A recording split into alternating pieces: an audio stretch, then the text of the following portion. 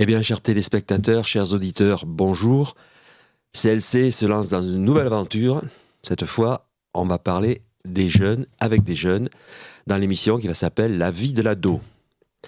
Donc, on a décidé de donner la parole aux jeunes, à ces adolescents qui meublent nos vies, qui ont des problèmes et qui ne parlent pas, ou pas souvent. Ben là, ils vont avoir l'occasion de parler, sans tabou, sans contrainte, librement, de nous dire ce qu'ils pensent sur cette société, dans le monde dans lequel ils vivent, leurs projets, leurs soucis.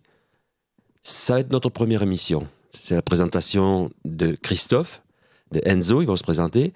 Et puis au cours de plus tard, notre première émission, on va commencer dans le dur, on parlera du harcèlement en milieu scolaire.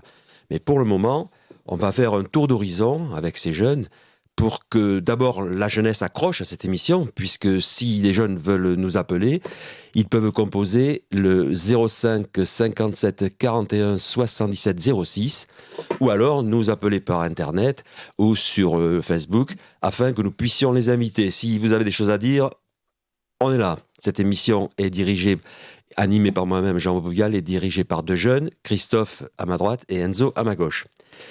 Donc on va commencer avec un avis général. Allez, on rentre dans le vif du sujet. Un avis général sur la France. Notre beau pays, la France. Christophe, je vais donner la parole à Enzo. On tire au sort. Allez, Enzo, tu as la parole. Que penses-tu? D'abord, tu vas te présenter. Tu dis ton âge, d'où tu viens. Et donne-nous ton avis sur ce qu'est la France à tes yeux. Alors déjà, bonjour. Je m'appelle Enzo Hudson. J'ai 16 ans. Je suis au lycée de Ribérac, à Daniel. Et je viens d'un petit village à côté qui s'appelle Villetouré. Que dire de la France? C'est un beau pays, c'est ma patrie, je l'aime, mais il y a, comme dans tout pays, des complications, toujours des problèmes, je sais pas, il y a toujours des choses à régler, personne n'est parfait, et une patrie aussi. Christophe, à toi. Moi, je suis Christophe. Alors, je viens du même lycée qu'Enzo. Je suis né en Guadeloupe et aujourd'hui, j'habite à Montpont. Et sur la vie de la France, alors je partage le même avis qu'Enzo, c'est un très beau pays. C'est le pays des droits de l'homme, le pays de la liberté. Pour autant, il y a quand même des soucis, sinon les gens ne seraient pas en train de manifester pour leurs droits. Et c'est parce Alors qu'ils ont... justement, tu parles de beaux pays. Moi, j'aimerais que tu me dises un mot sur la démocratie, puisque c'est un pays de liberté, tu viens de dire. Est-ce que nous sommes dans un pays démocratique? C'est certain, on le sait par rapport à tout ce qui se passe dans le monde. Mais quel est ton avis sur cette démocratie? La démocratie de la France, c'est vraisemblablement, ou alors dans les apparences, très bien respecté. Et tout le monde est censé en faire usage en votant, ou alors au moins en manifestant et en utilisant les pouvoirs qui sont accordés au peuple. D'accord, la démocratie, c'est donc la liberté. Enzo, la liberté, tu te sens libre en France, Oui, dans cette région d'Aquitaine? Tu te sens je libre? me sens libre, mais donc là, avec tout le contexte sanitaire et tout ce qu'on pense et les réseaux sociaux, les gens se sentent moins libres et privés de liberté. Donc là, on fait allusion à la liberté individuelle Absolument, oui. et à la liberté collective. Dans le domaine de la liberté collective, c'est vrai qu'on a été contraint à cause du Covid à beaucoup d'exigences. Mais au niveau liberté individuelle, on peut, la liberté d'aller, de venir, de faire ce que tu veux. Tu peux vraiment faire ce que tu veux en France? Euh, dans une simple mesure, en tant que mineur déjà, c'est compliqué. Donc si j'aurais été majeur, ça aurait été plus simple. Mais oui, je me sens vraiment libre.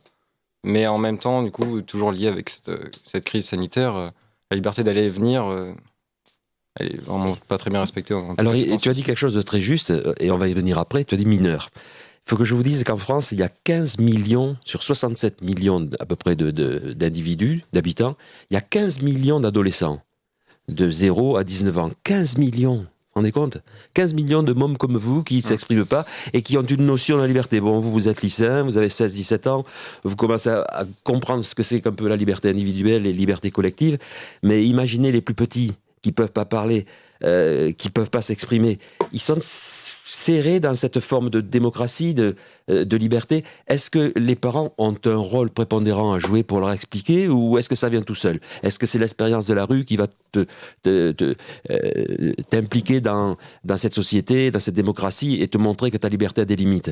Parce qu'elle a des limites, la liberté. Tout ça, c'est l'éducation des parents qui est censée la faire, mais aussi l'éducation de l'école.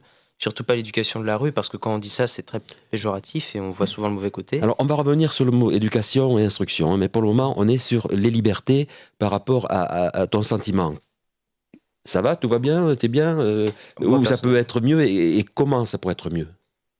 Bah, moi, je vais très bien. Je pense que pour aller mieux, bah, faudrait que la crise sanitaire se calme, mais ça, on n'y peut rien. Et en attendant, bon, bah, s'il y a des libertés qui sont restreintes, bah, c'est pour le bien de la santé et le bien commun. D'accord. Donc ça recouvre une forme de fraternité. Parce que la devise de la République, c'est quand même liberté, on vient d'en parler. Donc pour vous, tout va bien. Ben ouais, vraiment tout va bien.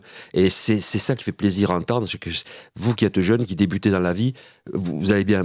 Si vous, un jour vous voyagerez, vous irez dans des pays où la liberté est restreinte, dans des pays Absolument. totalitaires, dans des pays extrémistes. J'en ai vu, et là on ne peut pas parler, on ne peut pas s'exprimer. Les jeunes Oui. comme vous sont en souffrance. Maintenant parlons de fraternité. Ça t'inspire quoi la fraternité, Enzo? Fraternité, ça passe donc, tout d'abord par l'amitié. Enfin, en tout cas, je le pense comme ça. Et, mais c'est au-delà de ça, je pense. Ben, Par vas-y. exemple, au lycée, je peux être ami avec quelqu'un, mais je peux être fraternel avec une autre. C'est tout est différent et relatif. Donc, tu fais une notion entre la fraternité et l'amitié. Absolument, oui. C'est pas pareil. Alors, quelle est la différence pour toi entre la fraternité et l'amitié?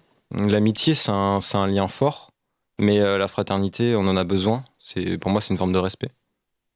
Et toi, Christophe, qu'est-ce que tu penses de ça? Quelle est la différence que tu fais entre amitié et fraternité? Parce qu'à ce moment-là, on enlève sur les frontons des édifices nationaux et communaux, on enlève le terme fraternité, on met amitié. Non. Alors, la fraternité, c'est une notion en plus, une notion de confiance, une notion d'aide. On s'aide parce qu'on est fraternel entre nous, c'est mon frère, il a besoin de moi, j'irai pour lui, et je sais que c'est réciproque, si j'ai besoin de lui, il viendra vers moi. Une notion de frère, c'est quelque chose d'intime quelque part, alors que l'amitié, pas forcément. Allez, on va aller plus loin. J'entends, par exemple, les chrétiens dire on est frères en Christ, ou on est frères en religion. Les musulmans disent mon frère. Et la fraternité en laïcité, c'est quoi?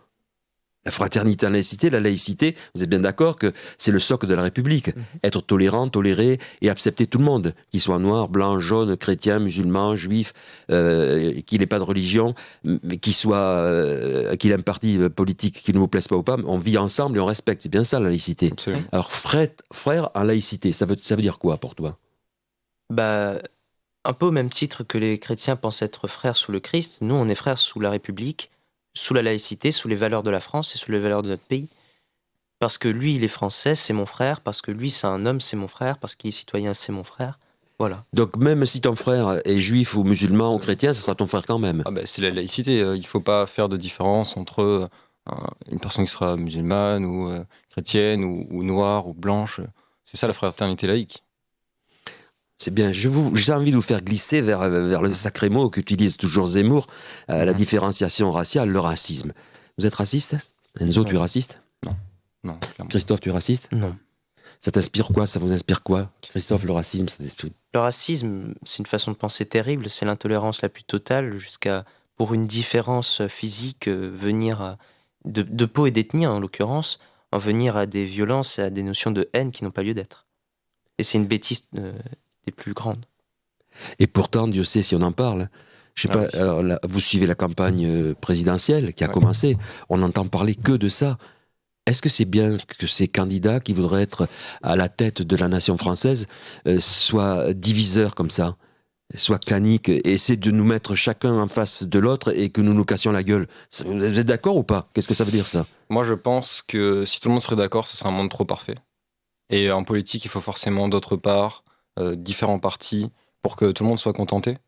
Et parce que bon, certes, Christophe et moi et les personnes dans cette salle pensent que le racisme c'est une mauvaise chose, mais il y a forcément des personnes qui pensent que c'est une bonne chose. C'est obligatoire. Donc Ouais. moi je pense, même si c'est différencié au niveau des politiques et des citoyens, euh, c'est à la fois une bonne et une mauvaise chose. Quel est votre point de vue sur ce qui se passe à travers la campagne, cette fameuse campagne présidentielle? On ne sait pas qui on va avoir comme président, tout est serré. Mais moi, il y a des choses qui me blessent énormément, c'est cette division, je reviens là-dessus, sur le racisme, sur la différenciation d'ethnie, sur les conditions sociales, la couche sociale. Il y a les catégories, il y a les riches, il y a les très riches, il y a les moins riches, il y a l'ouvrier, puis il y a le chômeur, puis il y a le mec qui est dans la rue. Qu'est-ce que c'est que ça vous plaît, ça vous parle? Moi j'ai peur qu'on oublie de là où on vient. On a Ah, fait plusieurs explique. révolutions, on s'est combattu, en tout cas, mes ancêtres et nos ancêtres sont combattus pour avoir des droits, droit de vote, toutes les libertés individuelles. Et encore plus là, parce que au lycée, on est en plein dans l'histoire, on l'étudie tout le temps et ça nous le rabâche. Mais j'ai peur que les politiciens, ils oublient et ils deviennent plus politiques, mais polémistes. Et ça, vraiment, ça commence à tourner vers ça, donc avec des candidats, et ça me fait peur. Moi. Super, je comprends. Je commence à piger un peu. Dis-moi, reprends ce que Enzo a dit. En partant de ce qu'Enzo a dit, est-ce que les jeunes, vous, les adolescents, vous en parlez, vous en souffrez ou vous en avez rien à foutre? De la campagne présidentielle. Non, de ce qu'il vient de dire, de ce qu'utilisent les politiques. Est-ce que ça vous paraît bien? Est-ce que ça vous paraît normal? Ou est-ce que ça vous est indifférent? Ou est-ce qu'il faut se combattre contre ça? En tant que jeune, il y a beaucoup... On est toujours dans le domaine de la fraternité. Hein. Oui. Il y a beaucoup de jeunes qui se sentent exclus de la politique, qui ne comprennent pas de quoi ça parle. Et pour eux, c'est des notions lointaines, voire qui n'existent que dans ce milieu-là. Moi, je pense que les politiques ils divisent pour mieux régner. Ça, c'est depuis très longtemps que ça existe. Et c'est pas une bonne façon de voir les choses. Mais pour un politique, c'est un bon moyen d'accéder au pouvoir, oui. Est-ce que dans la vie courante, vous êtes victime de... Pas victime, pardon, mais est-ce que vous êtes témoin de propos racistes ou d'actes racistes? Il n'y a pas qu'à l'égard des Noirs, des Blancs, mais il y a également à l'égard des homosexuels, à l'égard des handicapés, cette forme de haine contre celui qui est différent. Ça vous arrive? Vous voyez les choses comme ça? Ah oui, oui. Et comment vous réagissez? Est-ce que vous intervenez? Au lycée, ça dépend du contexte. Mais Attention, je vous tends un piège, les mecs, là. Je signale que ces deux personnes, ces deux mecs, là, comme ils disent toujours, un mec, t'appartiens à l'ADEC. Absolument. T'appartiens, et toi aussi. T'es président du groupe jeune de l'ADEC. Oui. Toi, t'es un grand membre actif de ce groupe. Alors, l'ADEC, c'est une association de droit, devoir et citoyenneté.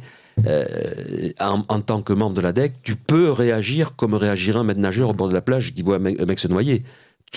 Vous avez le devoir de réagir dans tous les domaines, on verra après dans le harcèlement.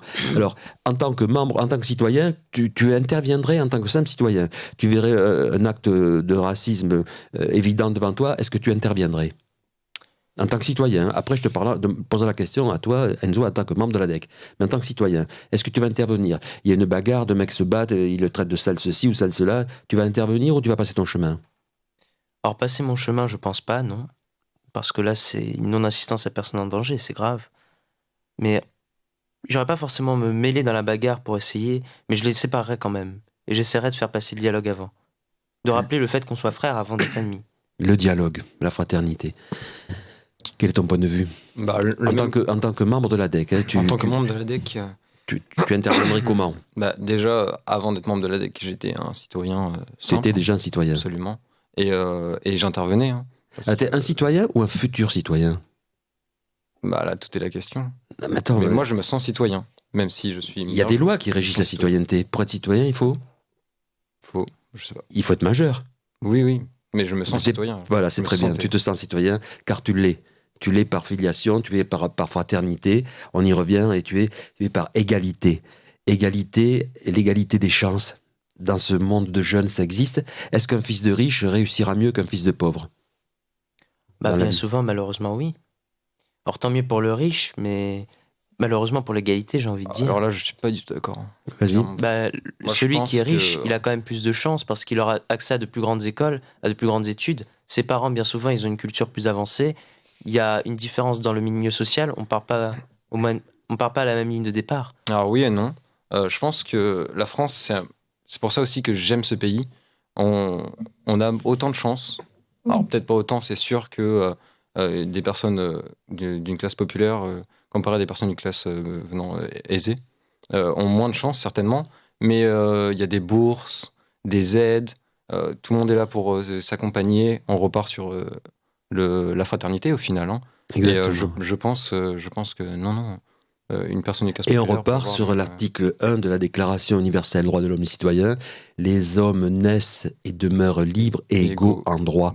Donc, mon cher Christophe, je pense que ce que tu as dit est vrai. Si tu viens d'une famille qui a une grande éducation, qui est littéraire, les enfants vont épouser ce style de comportement. Mais chacun, à mon sens, vous allez me démentir peut-être, mais chaque individu, chaque enfant, dans le système scolaire qui est le système de la République, peut accéder au rang suprême, c'est-à-dire peut accéder à l'ENA ou aux études supérieures, devenir ingénieur, avoir un statut. Alors, je Oui. suis d'accord, hein, mais il peut. Mais après, est-ce qu'il va y arriver? Ça, c'est une toute autre question. Sur le papier, dans la théorie, oui, il peut. Parce qu'il n'y a pas une loi qui interdit un impôt particulier qui fait que... Non, il peut. Mais après, est-ce qu'il va y arriver? Est-ce qu'on va l'y aider? Peut-être. Est-ce qu'il va y arriver? C'est encore une autre question. Il y a plein de facteurs qu'on nommait, ou alors peut-être qu'on fait exprès d'oublier et de pas nommer pour justement agencer cette égalité. Explique-toi, parce que là, j'ai pas compris. Alors, Eh ben, on est en droit tous égaux. tous égaux, ouais. Mais on n'est pas forcément dans le droit quand on parle de réussir ses études. Ouais, tu as raison. Tu veux dire par là que un enfant d'immigré, dans une famille où on ne parle pas ou mal le français, aura plus de difficultés à s'intégrer dans notre école, à travailler, que le petit-fils de français de souche qui parle un bon français et qui entend chez lui, et qui voit des livres et qui lit déjà. C'est ça, tu veux dire? Oui, en partie, oui. Mais moi, je crois pas. Moi, je crois que... Non. Non. Moi, je crois pense pas. Moi, je crois qu'un mec qui vient de la rue ou de la pauvreté ou du Bah, bidonville, pour peu qu'il veut s'en sortir, bien sûr. pour Ah peu bah qu'il ouais. veut y arriver. Mais pas pour peu, il va y arriver. Il doit y arriver. Est-ce que la République, notre société, met toutes à votre disposition, des ados, que vous soyez pauvres ou riches, intelligents ou couillons, pour que vous réussissiez? Oui ou non? Dans l'école publique. Oui. Et toi? Absolument. Absolument. Déjà, que l'école soit gratuite jusqu'au baccalauréat, on est vraiment un pays, c'est exceptionnel. Hein. Ouais.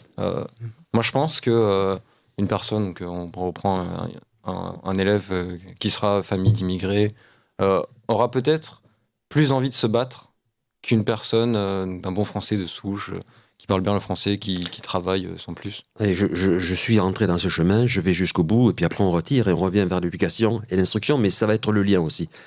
On voit dans les statistiques liées à la délinquance que les délinquants sont souvent d'origine étrangère, voire étrangers en situation régulière.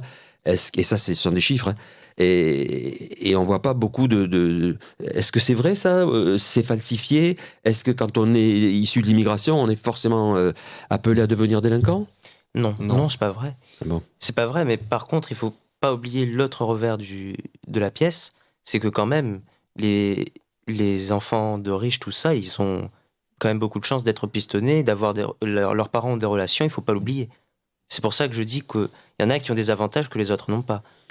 Alors, Parce que jusqu'au le bout, fils- tu entends quoi par relation? Tu penses qu'une relation influente peut infléchir? Il a commis un délit, il appelle le juge ou il appelle l'OPJ, le papa, et tout s'arrange, c'est ça? Alors je pensais pas à ça, Mhm. je pensais surtout au niveau des études, parce que si le père il a une position influente dans une entreprise et qu'il connaît le proviseur de telle école, alors à ce moment-là, ils peuvent s'arranger pour que l'élève ait une place, pour que l'enfant ait une place.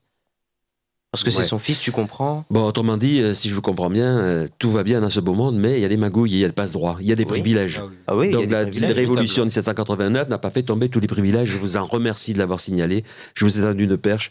Alors pour lutter contre les privilèges, il faut continuer à aller voter, à être citoyen ou à inciter les jeunes à aller voter, de façon à mettre à la tête du pouvoir des gens comme vous, qui pensent comme vous, et non pas laisser entrer des fachos d'extrême gauche ou fachos d'extrême droite. Et vous avez très bien raison. On va venir à l'éducation. Vous allez, à tour de rôle, me donner votre sentiment. Qu'est-ce que la différence pour vous entre éducation et instruction? Christophe.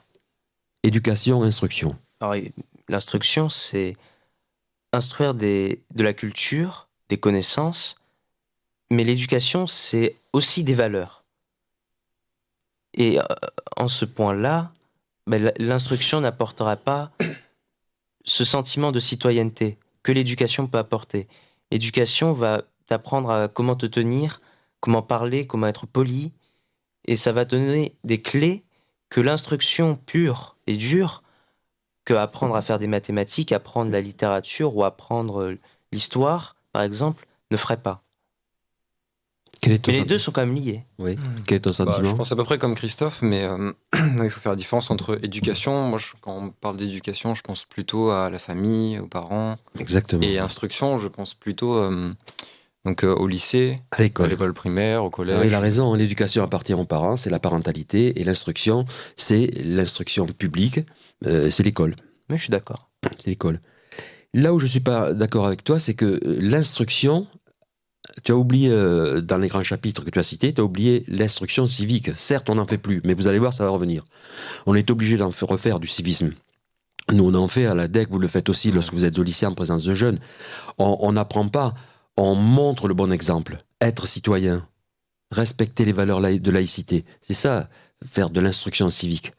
Et il va falloir qu'on en refasse parce que les jeunes enfants n'en font plus et les jeunes n'ont plus de repères, à mon sens. Hein. Donc, sur l'éducation des parents, est-ce que l'éducation que donnent les parents est une bonne éducation? Enzo? En général, oui, mais il y a forcément des cas de figure très communs à chaque famille et des pensées à chaque famille, bien sûr. Et là, on parle de socialisation et donc imprégnation aussi. Imprégnation de toutes ces normes et valeurs sur un enfant sont très importantes. Et si la famille ne pense pas comme nous ou va pas penser comme une idée démocratique ou autre chose, hein, ça peut être n'importe quel sujet, ça peut être comme met la table ou oui, non, et le racisme, comme on parlait tout à l'heure. Si ces normes et valeurs ne sont pas respectées par les parents, forcément, l'enfant, il pourra pas se faire une idée lui-même. Christophe, qu'est-ce que tu en penses? Une éducation stricte faite à des enfants, va-t-elle avoir une influence sur son comportement, sur sa vie, sur les choix? Oui. Oui. Ah oui, bien sûr. Ah oui, bien sûr, oui. Une éducation stricte, ça va apporter... Peut-être que ça va fermer l'enfant. Après, chaque individu réagit à sa manière. Peut-être que ça va renfermer l'enfant sur lui-même.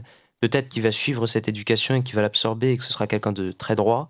Ou alors, peut-être que dans le pire des cas, ce sera quelqu'un qui va finir par connaître les vices de la vie. Exactement. Et lorsqu'il les connaîtra, alors là, il se jettera dedans et parce qu'on lui a privé quand il était petit, il savait pas ce que c'était. Bon, vous venez d'entendre, chers parents, ce que pensent les enfants. Hein. Trop d'éducation nuit à l'éducation, pas d'éducation manque à l'éducation de l'enfant. On va faire une pause de publicité et on se retrouve après une pause musicale. Merci beaucoup. Et l'on reprend, on retrouve nos jeunes dans l'émission La vie de l'ado, Christophe et Enzo. La vie de l'ado, nous avons décidé donc de donner la parole aux jeunes, aux adolescents, afin qu'ils nous donnent leur avis sur leur vie, la vie dans laquelle nous vivons et dans laquelle ils vivent. Et souvent, on cohabite et on vit pas, on ne sait pas ce qu'ils font au même titre que eux. Par contre, ils savent ce que nous faisons, puisque nous devrions être, nous parents, des valeurs d'exemple. Donc, si on est bien, ils seront bien. Si on n'est pas bien, ça risque de dériver. On va reprendre, on en était à l'instruction et à l'éducation. On va revenir sur l'école. Est-ce que l'école vous fait peur? Tu sais, dans l'école, tu as d'abord, vous avez d'abord le cours élémentaire, le collège, l'école primaire, le collège et le lycée. Quand on rentre en école, je fais appel à vos souvenirs d'enfance, est-ce que ça vous faisait un peu peur? Est-ce que vous aimiez ça? Est-ce que vous n'aimiez pas? Ou qu'est-ce que vous aimiez? Qu'est-ce que vous n'aimiez pas? Et est-ce que vous êtes arrivé, oui, à vous projeter jusqu'au lycée et peut-être même jusqu'en fac? Cela a-t-il fait naître chez vous un sentiment de peur? Alors personnellement, je pense pas que ça soit de la peur. Moi, quand j'étais petit, je sais que j'avais de l'appréhension parce que on sait pas si on va avoir des amis, si on va être seul pendant une année, si on va réussir à travailler. Et donc oui, je prendrais plutôt ça comme de l'appréhension. Mais oui, personnellement, en tout cas, j'ai bien réussi à me projeter. J'ai toujours su là où j'allais, ce que j'allais faire plus tard, les études que je voulais faire. Et c'est exactement ce que je suis en train de faire aujourd'hui au lycée, ce que je pensais il y a quelques années. Est-ce que tu as confiance en toi? C'est la grande question. Mais oui, j'ai confiance en moi. Et en mes capacités, oui. Christophe, tu as confiance en toi? Oui. Oui. Ouais. Tu ne doutes pas de toi? Non. Donc tu te fixes un objectif, tu vas y arriver? Je pense, oui. Tu sais que la vie peut faire autrement que qu'on arrive à son objectif. Il peut y avoir des choses qui... Mais malgré tout, doit-on surmonter les... Auriez-vous peur de surmonter l'obstacle ou le contourneriez-vous? Dans tous les cas, l'objectif, c'est de le passer. Alors le surmonter, le détruire, le contourner, est-ce que ça revient au même? Non, je pense pas. Je pense que le contourner, c'est remettre le problème à demain. Et vaut mieux l'appréhender aujourd'hui plutôt que le remettre à demain et avoir encore plus l'appréhension de le passer. Donc je ne sais pas si vous êtes représentatif de l'ensemble des jeunes, mais ce que vous dites a quand même une valeur symbolique pour une grande majorité de jeunes. a-t-on confiance en l'instruction au niveau du collège et du lycée? Doit-on croire forcément les professeurs? Doit-on adhérer à leur système de pensée? Est-ce que vous leur faites confiance à eux? Alors en général, oui, absolument, mais il y a forcément des profs qui dérogent à la règle, et, euh, et sinon on n'aurait pas toutes ces histoires, ces problèmes, on en a eu. Hein. Alors vas-y, de quel problème tu parles? De quelles histoires? Et de quel type de prof tu parles? Pour tout dire, on parle sans tabou. Au collège, on avait une prof qui a été virée. On avait une prof qui pensait nous inculquait des idéaux racistes. Et, oui, ça a fait beaucoup débat. Et donc, on ne peut pas avoir 100% confiance en chacun de nos profs. Je pense qu'il faut se faire une idée d'eux plus précise avec chaque professeur et pas une idée en général. Toi, tu as connu des professeurs sectaires, je dis pas racistes, mais sectaires, qui essayaient de vous inculquer des idées qui n'étaient pas tes valeurs? Oui. Cite un exemple, par exemple. Qu'est-ce qui t'est arrivé? Mais des profs qui punissaient pour rien, qui criaient, qui, au lieu de nous élever au rang de jeunes adultes, nous rabaissaient au rang de bébés alors que bon, on était des adolescents. C'était très blessant parce que forcément, on comprend pas qu'est-ce qui nous arrive, pourquoi on se fait maltraiter comme ça, mais... Alors, ce qui est blessant, c'est quoi? C'est l'outrage que peut faire le professeur en te critiquant en public. L'humiliation. L'humiliation. L'humiliation Ah ouais. qu'on le fait subir en public. Mhm. Oui. Les moqueries qui en suivent, alors que pourtant on est tous dans le même bateau, on comprend pas, on se sent à l'écart tout de suite. L'autorité d'un professeur, elle se fait comment? Elle se fait par la violence verbale, elle se fait par la représentativité, le postural ou le savoir? Comment vous accordez votre respect à un professeur? Alors le respect, dans son bon sens, je pense, qui ne tient pas de la crainte, c'est du savoir et de la prestance qu'il peut avoir. De cette aura qui... Je me sens en sécurité avec lui, je sais que je peux lui faire confiance en tant que professeur à élève, dans ce rapport-là. Et toi, Enzo? Moi, je pense pareil que Christophe. On voit des fois des professeurs qui se font pas respecter, mais c'est souvent, oui, au niveau de la présence d'une aura. Tout est, à mon avis, sur les premiers jours et les premières heures de cours. Si le professeur va pas se faire respecter, tout le long de l'année, il se fera respecter. Mais qu'est-ce que c'est que cette histoire? Comment un professeur ne peut-il pas se faire respecter? J'interviens dans les classes, j'arrive, les enfants, je sais pas si c'est ma tronche qui leur fait peur, mais ils se calment. Mais avant que le professeur n'intervienne, mais c'est le chahut, il est obligé de taper sur la table, de dire mais arrêtez, taisez-vous, s'il vous plaît, écoutez. Est-ce que ça existe encore, ça? Alors, il faut différencier, je pense, l'âge et donc du coup la maturité, parce que au collège, ça arrivait beaucoup. Et je sais qu'au lycée, enfin en tout cas avec... Mais d'où vient ce manque d'autorité? Ou il laisse faire? Ou c'est une forme de pédagogie? Explique-moi. Je pense que oui, au début, c'est une forme de non-respect envers le professeur. Et après, c'est une sorte d'habitude. Alors pourquoi le professeur n'a-t-il pas des moyens de coercition? Pourquoi il ne fait pas respecter l'ordre? Je pense que y a certains professeurs qui sont perdus, qui veulent faire respecter l'ordre, mais qui ne trouvent pas l'autorité et la force pour ça. Et ils ont peur alors? Peut-être, oui. Et peur de quoi? Alors là... La représailles, les menaces? Peut-être, oui. Peur, comme tout humain pourra avoir peur devant une foule. On est seul, on est démuni. Alors c'est vrai qu'il y a des élèves qui ont peur d'aller en cours, mais moi je me mets à la place du professeur, c'est pas mieux sa place. Attends, il y a un mec qui est tout seul, une personne tout seul, devant une assemblée d'élèves qui est censé l'écouter. Si jamais ça part mal, qu'est-ce que je fais? Est-ce qu'il a un plan de secours? Est-ce qu'il a une roue de secours, quelque chose à quoi s'accrocher? Quelque part, c'est lui qui est en situation de difficulté. Donc ça nous amène à la violence. La violence dans la rue, la violence... moi je pense qu'ici vous êtes privilégiés quand même. La Dordogne, absolument, la Gironde, département, des petites villes de moyenne importance, tranquilles, relativement tranquilles, avec des forces de police conséquentes, qu'elles soient municipales ou la gendarmerie, et puis des parents qui ont un point de vue sur la liberté de leur enfant. Et puis peut-être que vous n'avez pas l'envie de faire des conneries. Non. Pourtant, c'est bien de déroger à la règle. C'est vrai. C'est vachement jouissif de faire des conneries. Vous n'en avez pas fait. Oui. N'en faites pas, mais moi j'en ai fait. Et quand je me faisais choper, parce qu'à l'époque, nous faisions prendre par les parents, c'était pas le gendarme qui nous engueulait, ni le juge. On prenait une de ces tannées à coup de ceinture et on nous remettait d'aplomb. C'était comme ça. Maintenant, si on s'amuse à taper son enfant, on se retrouve dans les tribunaux. Et là, je suis tout à fait d'accord. Oui. L'enfance, l'éducation, c'est pas à coup de pied ni à coup de ceinture, elle se fait à coup de pédagogie. Mais cette violence, elle existe ou pas? Ah oui, elle existe. On la voit au lycée de moins en moins, mais c'est les dernières années, oui. Alors au lycée, de moins en moins, parce que vous êtes plus grand et plus conscient, mais au collège, c'est quand même plus fréquent, les bastons et tout ça. Absolument, oui. Mhm. Après, peut-être que on le voit moins parce qu'on y fait moins attention, ou alors qu'on a moins de temps, parce que je sais qu'au collège, on avait beaucoup de temps à passer dehors, à s'amuser avec nos copains et tout. Et puis là, en tout cas, je le sais pour moi et pour Christophe et pour les élèves dans ma classe, on passe beaucoup de temps à réviser, on passe plus de temps chez nous ou en salle de permanence, à toujours réviser un contrôle, à appréhender le lendemain. Alors, je me pose la question, est-ce que vous n'avez pas une forme d'a priori ou de vision unique de la société des jeunes? Parce que là, vous êtes quand même dans un milieu de futurs étudiants, vous travaillez bien tous les deux. Au lycée, les gens travaillent, sinon ils se font virer, hein. Oui. Donc les gens sont là pour bosser.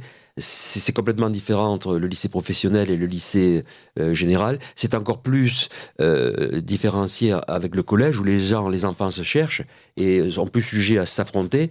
Vous n'avez pas le temps de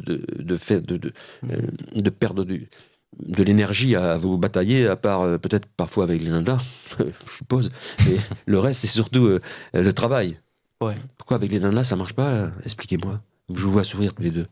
C'est l'âge, vous avez l'âge aussi, vous commencez à avoir des pulsions, à devenir des mecs, des hommes. Et alors, ça se passe comment avec les filles au collège, au lycée, pardon? Oh, ça se passe bien, mais c'est au jour d'aujourd'hui, je pense qu'on est. On est parle trop de jeune. sexualité débridée, tout ça, c'est vrai, ça existe ou pas? Non. Oui. Oui. Oui. Oui, Ah oui. oui, oui. Oui. Donc, Absolument. expliquez-moi alors, qu'est-ce qui se passe? Bah, on va t'expliquer, t'inquiète Allez, pas. vas-y, explique-moi.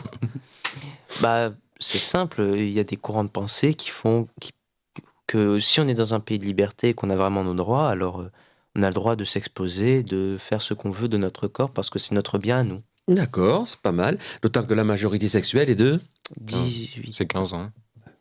ouais, 16 ans, oui. 15, 16. Alors 15, 16, 12... Non, 15 ans, 15 ans. C'est 15 ans 15 ans, désormais. ouais. Donc à 15 ans, si je comprends bien, vous pouvez aller tirer un coup avec votre copine. On va pas aller un chat, c'est ça? Ouais, Oui, Super, absolument. c'est bien. super. Mhm. Je vais voir ma fille en rentrant. Heureusement que j'ai pas de fille, parce que je me ferais du souci avec des mecs comme vous. Ah, remarque, c'est pas le viol, elle est d'accord aussi. Oui. Donc ça existe, quoi, vous faites de... Alors ça existe, oui et non. Ah. C'est une protection en même temps, c'est une règle de prévention. Alors ça peut exister, mais c'est pas non plus courant. Qu'est-ce que tu appelles Et puis, protection et règle de prévention? Parce que là, je vais commencer à... Protection, préservatif, règle de prévention... Non, quoi protection au niveau du droit, protection au niveau de la loi. Ah, d'accord. Parce que on estime que bah, à 15 ans, on commence à être un adolescent, on commence à un peu plus avoir conscience de ce qu'on fait. Alors pas totalement non plus, hein, on reste quand même dans une certaine forme d'immaturité. Et souvent ça entraîne des choses, mais quand même au niveau de la loi, on se dit que le consentement, ils commencent à connaître, qu'ils ont des pulsions, il faut leur laisser un petit peu de lest. Mais il faut, c'est vous, toi aussi. Je suppose que les pulsions, t'en es pas exempt. Tout être humain qui Non, est moi je suis un saint, moi. en modification. Tu es un Je suis un toi saint, oui, oui. Ouais. Les gens qui sont en modification, en transformation biologique, comme vous, vous commencez à devenir des hommes et c'est normal que... mais je veux vous amener quelque part. Mhm. Nous, à notre époque, on regardait les filles. Hein. Parfois, on regardait sous les joues des filles et on prenait Oh une là tarte. là. Ah ouais, bah, c'est normal, on prenait une tarte. Ou on regardait la maîtresse qui s'était croisée les jambes, puis ça s'arrêtait là. On n'avait pas accès à quelque chose dont vous avez vachement accès et qui chamboule vos vies. Je veux parler de la sexualité et de la pornographie. Mhm. Alors, vous regardez la pornographie? Non, monsieur. Alors, bah, oui, forcément, ça m'est arrivé, mais c'est. Il faut- Et tu penses que c'est ça l'amour? C'est lui qui m'a Non. fait regarder. Oh, Alors, clairement pas. Quoi Ah bon, d'accord. Oui, Non, c'est bon. bien. Donc, non, mais c'est Non, normal. non, mais il faut Alors, différencier, et puis on a. Enfin, est-ce que vous pensez que ça se passe comme ça tout le temps? non, non, non. Mais personnellement, j'ai eu des très bons profs d'SVT au Ouais. collège, avec toute l'éducation sexuelle. Hein. Puis ça me fait repenser à ça, parce que ma sœur y est, elle est en 4e, et c'est l'année. Hein. Et j'ai eu des très bons profs d'SVT qui ont su très bien nous expliquer, et il faut savoir différencier les deux choses. Oui, forcément, j'ai regardé, c'est obligatoire, mais une fois, puis voilà. On sait très bien. Vous pensez quand même qu'il y a beaucoup de jeunes qui sont influencés par ces saloperies que l'on voit et qui ne correspondent en rien avec la réalité. Ah oui, hein. oui, mais c'est obligatoire. Bah, Parce que ça dévalorise la femme déjà. ça dévalorise la femme, ça dévalorise aussi l'homme dans une certaine mesure, Après, en plus, comme on est sur Internet, c'est très peu contrôlé. Je suis sûr que si tu cherches des trucs encore plus dégueulasses, t'en trouves. Bon, tant qu'on réussit à séparer la réalité de ces trucs-là qui sont La fiction. de la fiction, parce que c'est C'est- comme c'est regarder ça, un hein. film des Avengers, là, Absolument. sur des choses, ça n'existe pas, c'est des fantasmes pervers de l'homme, aussi de la femme, il faut le dire, de tout être humain finalement, qu'on partage ou pas. Tant qu'on arrive à séparer ça avec la réalité, que lorsqu'on est dans la rue dehors ou au lycée, on n'est pas sujet à des espèces de pulsions bizarres qui font que tu as envie de faire du mal à quelqu'un, du mal sexuel en plus, bah, à ce moment-là, tant que ça reste dans l'intimité, bah, Moi, je pense que c'est une très mauvaise chose du moment que la personne qui va regarder, on parlait de pornographie, hein, va penser que cette manière de C'est comme penser ça, et la cette manière. Et que D'où c'est la l'intérêt réalité. d'avoir eu un SVT, des cours sur, sur l'éducation la sexualité et sexuelle. l'éducation Ouais. sexuelle. Ça, c'est quand même des bonnes choses. Ouais, ouais. Et puis surtout d'en parler, de réfléchir, et autour de vous de communiquer là-dessus sur les pauvres abrutis qui croient que c'est que ça, et puis qui vont se changer la vie, se briser la vie à cause de ça, parce que ça peut te briser une vie. Ah oui, absolument. Ça peut t'amener à la délinquance, au viol, au harcèlement sexuel. Ça peut. Bon, sur ces bonnes paroles, on va faire une pause de publicité. On va s'écouter une musique pour faire retomber l'attention. À tout à l'heure, chers téléspectateurs et chers auditeurs. La vie de l'ado reprend sa troisième partie et ces jeunes qui sont présents, qui sont là, vont s'exprimer sans tabou, sans haine, sans crainte. Ils vont dire ce que pense la jeunesse et inciter les autres jeunes à nous rejoindre pour participer à ces débats. Pour une fois que vous avez la parole, il faut en profiter. Donc, on a contourné beaucoup et évoqué beaucoup de problèmes, mais moi j'ai encore quelque chose qui me chagrine. Vous êtes... vous ne vous adonnez pas à la drogue? Non. Non. Vous regardez des films porno, vous m'avez dit déjà. D'abord, ça. ah, mais non, Tout de suite, tout de Mais la suite. drogue, non, pas encore. Non, non, non. Pas encore ou jamais? Jamais. Jamais. Bah, de toute façon, c'est simple. Hein. Là, ça va être clair, hein, eu égard à mon passé. Celui qui s'est drogué se droguera et il ira en prison. Non, mais je me suis jamais drogué. Non, mais d'accord, mais je dis l'enfant qui se drogue pour ceux qui. Je t'accuse pas, mais ceux qui se droguent, ceux qui prennent d'abord de la cigarette classique, du shit dans la cigarette, de la cocaïne, des cachets, des cachetons et de l'alcool, un jour ou l'autre, vous frigolez, parce qu'il y a une législation qui est très dure, il y a des contrôles qui sont stricts, mais comme ça dévie les neurones et que ça influe sur la personnalité, vous ferez des bêtises. Des conneries, parce que bêtises, vous savez pas ce que ça veut dire. Seulement les bêtises et les conneries, ça s'appelle des infractions pénales et vous vous retrouverez forcément devant le juge. Et là, adieu, votre vie est finie. Finie. Vous ne pouvez plus rien faire. Vous serez fiché ad vitam aeternam, pour toute la vie, ça veut dire. Donc, passez le message et continuez à bien vous comporter, ne vous droguez pas. Par contre, je suis persuadé que vous êtes drogué quelque part. Ah ouais, vous êtes des addicts, des dicks. Des dicks. Non, pas dick. Non, Non, geek. pas Ah, dick. qu'est-ce que c'est, Christophe, un dick? Puis, explique au monsieur à la télé, là, qu'est-ce que c'est un dick? Alors, si Enzo pense à ce que je pense, ça va être très marrant, mais en anglais, c'est un vilain mot qui veut dire pénis. Ouais. Donc, évite de dire dick parce que c'est rigolo, c'est enfantin, mais je vais le prendre mal. Ah, d'accord. Non, c'est geek. Alors, Geek. Avec un le G. geek, mais je l'ai fait exprès. Hein. Alors, le geek, qu'est-ce que c'est qu'un geek? Tu peux expliquer et tu expliques là pour que les téléspectateurs Ouais. comprennent. Alors, pour moi, un geek, c'est quelqu'un de passionné par tout ce qui est alors, un peu informatique, oui, mais ses passions, par exemple Star Wars, les jeux, tout ça, qui aime bien s'amuser avec les copains, à jouer, tout simplement. Mais là, ce que je comprends pas, ça je comprends, hein. Ouais. Mais ce que je comprends pas, c'est quand on reste 1 heure, 2 heures, 3 heures, 4 heures, 5 heures à jouer sans arrêt. Vous avez pas mal à la tête? Non. Alors, mal à la tête, non. Moi, j'ai mal pour vous. Hein. Et vous pensez pas à autre chose pendant ce temps-là? Ah bah Regarde, si, Ça bien dépend de sûr ce que qu'on si. fait, hein, bien sûr. Si on est très concentré, On va à ce penser moment-là, aux on est jeux dans notre vidéo. trip. Mais si on est pas en train de faire quelque chose d'extrêmement compliqué, bon bah oui, on peut. Réponds-moi en regardant la télé pour expliquer à tes potes quel est l'intérêt que tu as à sans arrêt être sur ton satané iPhone. Bah, j'ai pas d'iPhone. Déjà, j'ai un Samsung. Bon. Mais Ah, moi, pas connaître. Allez, continue. non, mais l'intérêt, c'est juste d'être connecté avec le monde. Être sur les réseaux sociaux avec ses amis, pouvoir parler avec ses proches, créer des relations, les entretenir, malgré la distance, avoir toujours quelqu'un avec soi, même si physiquement on est seul, mais au moins ça fait du bien au moral. Et puis, quand j'ai besoin de me changer les idées, que j'ai pas forcément besoin de travailler, que j'ai pas de devoirs, que j'ai tout fait, que je suis un peu fatigué, bah, je peux jouer un petit peu, appeler mon pote, jouer en même temps, voilà.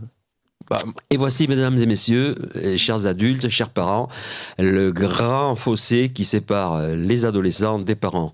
Je suis un addict. Ah oui. Oui, je suis toujours dans mon portable. J'ai pris goût, je joue pas au jeu, mais je fouille dans Internet, dans l'histoire, je m'intéresse à tout ça, et sur Wikipédia et sur les réseaux sociaux, on a tout. Je communique sur les réseaux sociaux, donc je suis devenu comme eux, mon portable est toujours avec moi, je suis en permanence avec lui.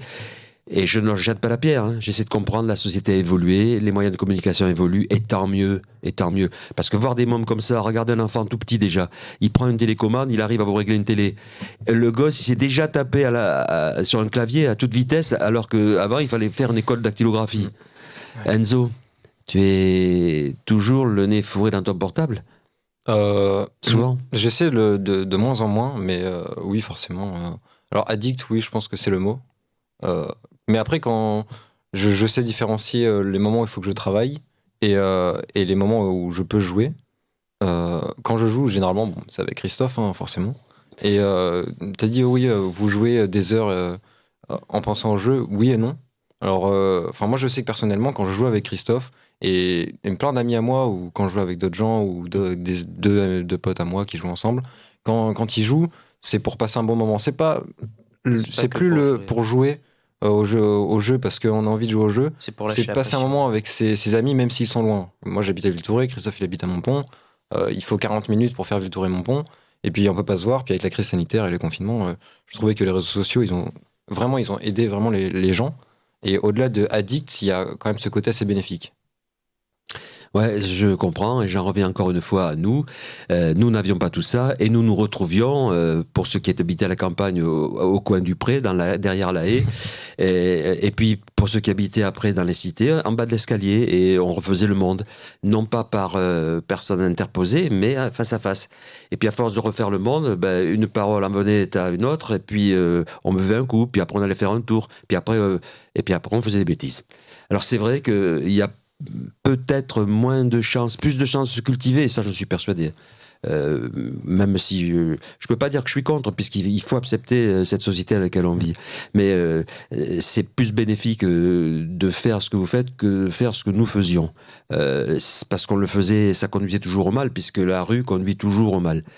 Donc, parlons des jeux. Lorsque je te vois jouer ces jeux, mais il faut une manipulation, un intellectuel formidable, une concentration incroyable, une manipulation, une dextérité pour arriver. On croit que vous pilotez un hélicoptère. Là. Et c'est la première chose. Puis la deuxième, c'est tu m'as fait voir un jour un jeu où tu étais dans la Grèce antique. Et comme tu l'as étudié, on s'y repère, on y est. C'est des rappels historiques qui sont concordants ou c'est de la... Explique-moi, vas-y, approche-toi du micro. Alors, en l'occurrence, ce jeu-là, c'était un jeu historique qui se basait sur des événements et des faits réels pour partir dans des événements de fiction. Mais au moins un bon 80% du jeu était complètement historique. Hein. On se basait sur des faits réels qui ont existé. On n'était pas dans un monde complètement inventé. En fait, dans les jeux vidéo, on a pour tous les publics... que ce soit complètement fictionnel ou alors que ce soit bien réaliste, on peut trouver tout ce qu'on veut, c'est une forme d'art quelque part. Un peu comme le cubisme, le surréalisme, le romantisme, tout ça avec les genres littéraires, les genres artistiques, et ben là les jeux vidéo c'est pareil. On les retrouve en quelque sorte, on pourrait les classer comme ça, voilà. Là pour continuer avec ce que disait Christophe, donc ce jeu, Assassin's Creed, on peut le nommer, hein. On y a joué tous les deux, c'est notre anniversaire, on l'a eu, on y a joué ensemble, et quand on y jouait, on s'appelait tous les deux. Et oui, c'est sur la Grèce antique, donc ça rappelait tout ce qui est Aristophane, Aristocrate. Et oui, donc ça nous a aidés parce qu'en plus de tout ça, quand on a étudié la Grèce antique en histoire, on était calé avec Christophe. Et et moi, j'aime bien ce genre de jeu. Après, forcément, comme a dit Christophe, si c'est du tout public, il y a tout plein de différences. Et non, c'est pour ça qu'il faut pas. C'est une mauvaise chose, on est addict. Après, on y a passé, un moment sur ce jeu, on y a passé 150 heures. Bon, je reprends la balle. Maintenant, moi, je me suis occupé des délinquants. Je m'en occupe plus, mais dans le cadre de mon travail. Et beaucoup de primo-délinquants qui avaient utilisé des armes à feu, qui avaient tiré ou qui avaient braqué, s'inspiraient de jeux vidéo. Alors, me dites pas que ça a que de bonnes influences quand même. Non, Alors moi j'ai envie de dire à ce moment-là qui n'a jamais joué à ce que tu fais référence, des jeux de guerre comme Call of Duty, tout ça, tout le monde y a joué et c'est pas forcément... Moi j'ai déjà tiré sur Call of Duty, c'est pas pour ça que tu me donnes une arme, alors là je vais te mettre des balles dans la tête, je suis pas un sniper hors pair. Hein. Et c'est pas une session d'entraînement non plus, ça c'est une idée reçue. C'est pas parce que j'appuie sur des boutons que je vais savoir manipuler une arme. Ah voilà, franchement Enzo, le seul rapport entre une arme et une manette qu'il y a, c'est la gâchette sur laquelle tu appuies. Et encore, nous on joue plus sur le téléphone, alors là il n'y a pas de gâchette, hein, c'est un écran tactile, c'est tes petits doigts. Donc ça va pas Mais m'aider à manipuler une arme. le fait de descendre un ennemi virtuel, de tirer dessus, de t'acharner, papapapapam. Si un jour tu as une arme et que quelqu'un t'embrouille, tu vas pas lui papapapam. Ah non, pas du tout. Ça facilite Alors, pas le passage à l'acte? Non, pas du tout, parce que lorsqu'on est sur le jeu J'ai vidéo, pas, il je n'y a me pas de renseigne. conséquences. Oui. Il n'y a pas de conséquences à faire un meurtre. Alors ça dépend, il y a des jeux qui mettent des conséquences, qui font nos choix avoir du poids dans nos choix, qui aura des impacts. Et ça, c'est vraiment des jeux très bien, mais quand on est dans un jeu de combat, il n'y a pas de conséquences. Si ce n'est la victoire ou la défaite, à tuer quelqu'un, on va se faire tuer. Hein. Alors que dans la vraie vie, si je tue quelqu'un, là, il y aura de lourdes conséquences, autant psychologiques, pour moi, parce que ça me laissera des séquelles, je serai traumatisé, pour la famille de la victime, j'irai en prison. Bon, là, il y a des conséquences réelles. Alors que dans un jeu, si je tue quelqu'un, il n'y a pas de conséquences, non. Pour continuer sur ce que Si ce disait n'est de la Christophe colère. aussi, là, je pense exactement pareil. Mais on a eu beaucoup d'idées reçues, comme quoi les jeux rendaient violents, que les jeux incitaient à la violence. Et alors bon, on ne sait toujours pas si c'est des idées reçues ou pas, parce que je pense qu'on ne pourra jamais le savoir. Franchement, il t'incite à la violence ou pas quand tu joues? Non, mais Non. il faut rappeler, comme avec le théâtre, la musique, moi je pense que c'est un art. Non, être geek, c'est pas que jouer, comme l'a dit Christophe, c'est aller à des conventions, rencontrer des gens qui pensent comme C'est nous, passionné. qui voient comme nous. Je pense que c'est au-delà, c'est une passion. Et je pense que sur des jeux de guerre, avec la personne qui a un minimum de maturité, pour moi, c'est un effet purificateur. Comme il y a au 6e siècle. Moi, Effet purificateur? Moi, je croyais qu'avec la communion, l'absolution, Non. le pardon, non. Vas-y, explique alors. Il y a surtout avec le théâtre, puis on l'a étudié il y a quelques Ah, années. mais tu parles aussi. du théâtre, là. Non, mais comme avec le théâtre. Comme avec le théâtre, d'accord. Quand ils voyaient une scène où des hommes se faisaient massacrer, ou une scène d'amour, ou comme ça, je pense que les jeux vidéo, c'est la continuité de cela. Mhm. En tout cas, c'est ma pensée. L'adaptation des C'est choses anciennes au monde moderne. Absolument. D'accord.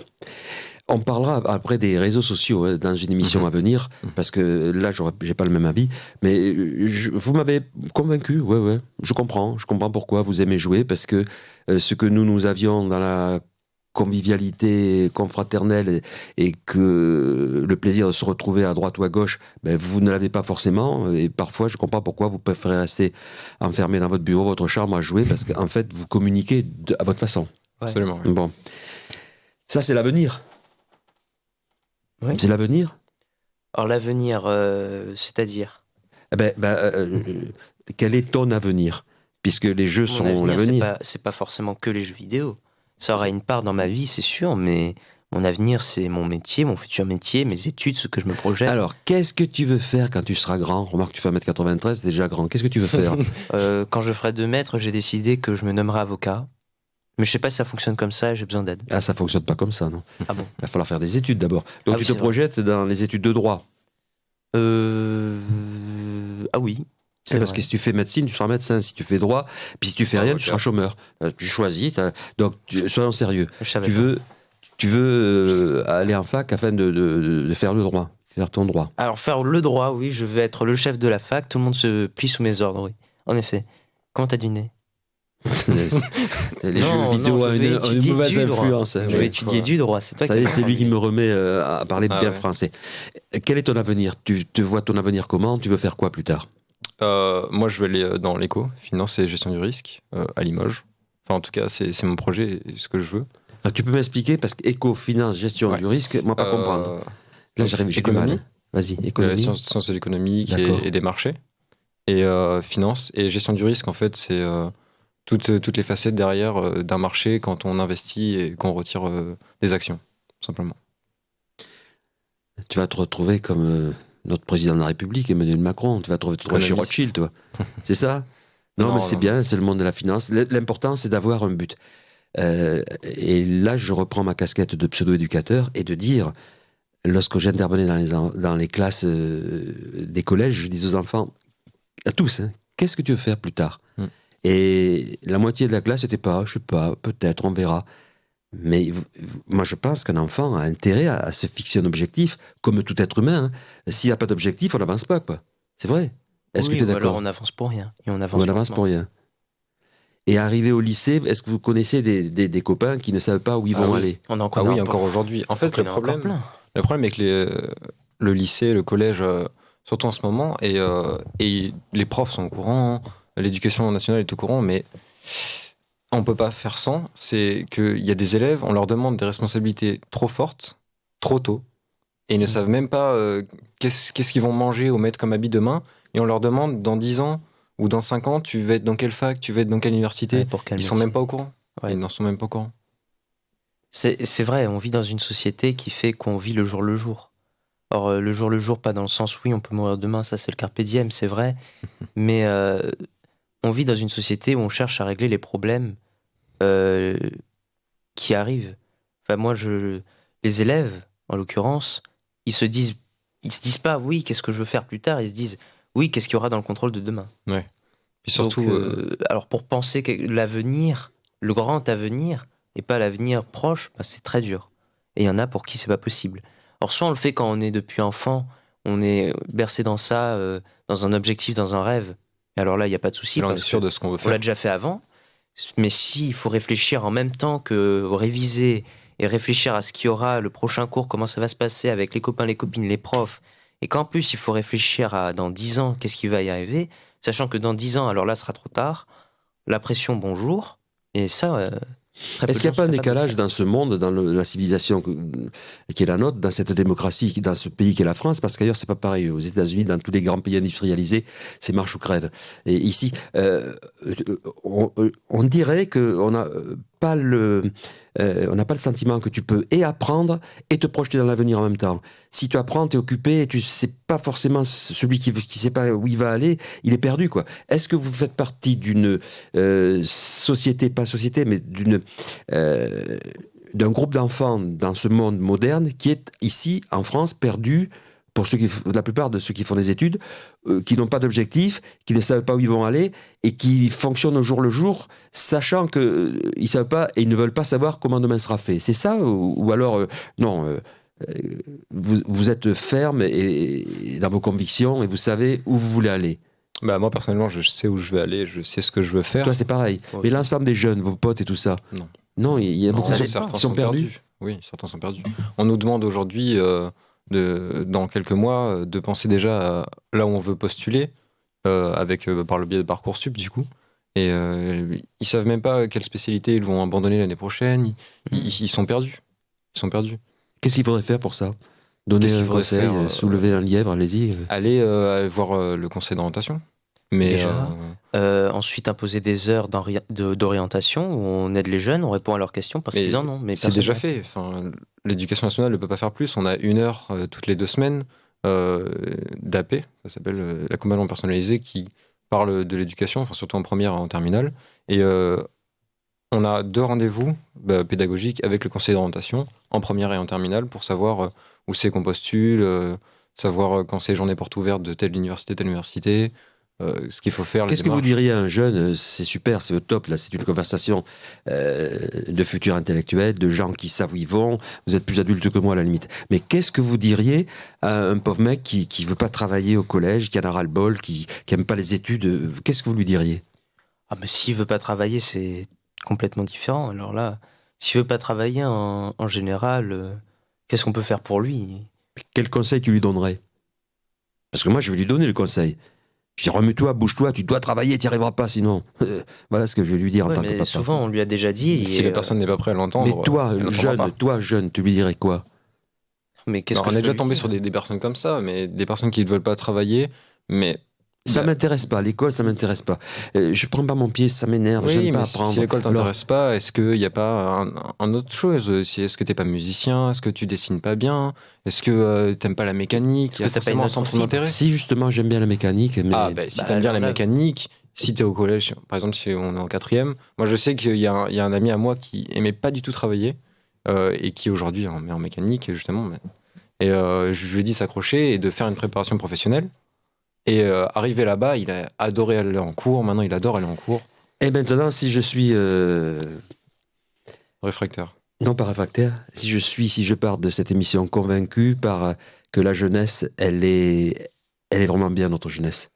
Et vous êtes l'image de ce qu'on voudrait aimer, avoir, mais je pense que même le jeune qui est paumé, c'est parce que si on lui apporte des solutions que vous avez apportées, il peut s'en sortir. Ah oui. Donc vous êtes des guides, vous êtes des enfants de la DEC, vous êtes des enfants du 21e siècle, et continuez à briller comme ça, et essayez de nous amener au cours des émissions à ce qu'on soit contacté par des jeunes qui sont paumés, Absolument, ou voir absolument. les amener ici, qu'ils puissent s'exprimer, puis qu'on puisse leur leur apporter notre dose de civisme, de citoyenneté. Merci Christophe, merci Enzo, merci De à rien. vous de nous avoir suivis et à une prochaine édition. À bientôt, au revoir. Au revoir. Au revoir.